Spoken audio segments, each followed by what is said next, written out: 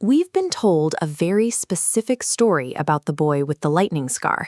He's the hero, the chosen one, the ultimate symbol of courage and loyalty in the wizarding world.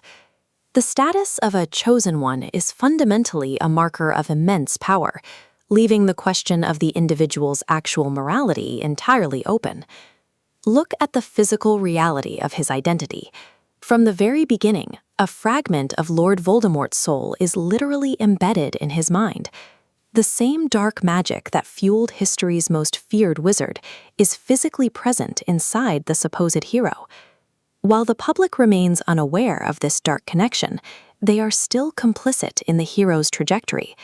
Their collective desperation for a savior leads them to project an image of absolute goodness onto Harry, ignoring the risks of elevating an individual beyond the reach of normal scrutiny.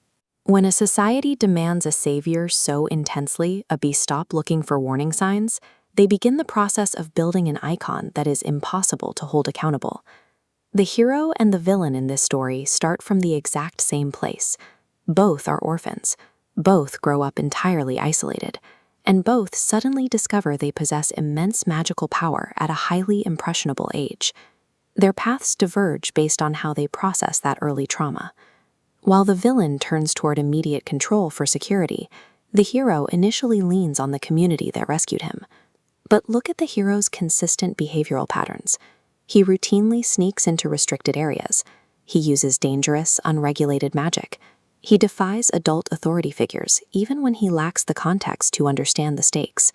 We are conditioned to read these actions as daring. From an objective standpoint, they look like the early habits of someone who believes their personal judgment supersedes the law. The school ecosystem reinforces this. Impulsive acts make peers follow, and teachers excuse his conduct. The system bends, offering rewards instead of discipline. This feedback loop removes accountability. Crossing boundaries results in celebratory feasts rather than detention, laying the groundwork for destructive behavior. Hogwarts provided the perfect environment to cultivate a leader who views themselves as being above the rules they are meant to protect. The traits celebrated by Gryffindor, daring and nerve, possess a dark underside.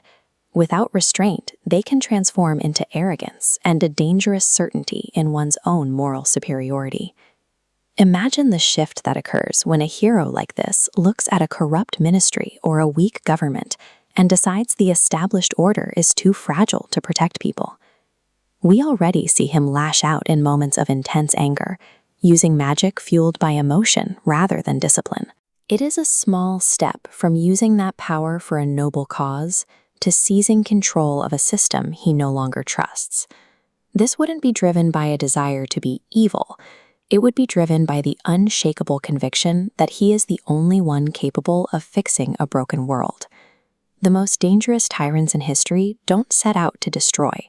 They set out to save, convinced that their vision justifies any amount of control. If he fully embraced an authoritarian role, he would be a more pervasive threat than the original Dark Lord. Voldemort maintained his authority through the application of fear. Harry, however, would rule through the weaponization of trust. The wizarding public already views him as a symbol of hope.